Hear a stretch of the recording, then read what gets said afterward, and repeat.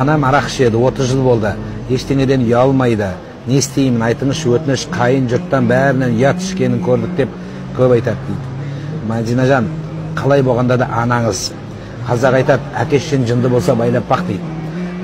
Не істейсіз? Міне сіздің абыройыңыз сол анаңыздың ішкеннен түсіп қалады деп ойлайсыз ба не? Адамның абыройын әке-шеше көтермейді.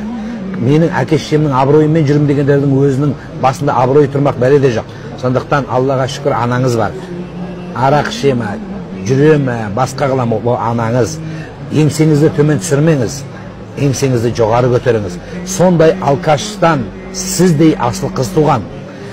Кейбір асыл бүгінгі келіндердің аналары алкыш болса да, ішкіш болса да, жүргіш болса да, балалары жақсы. Ал енді сондай жақсылардың балалары алкаш. Сондай балалары алкаш. Құдайға мың шүкір. Алла сізге сондай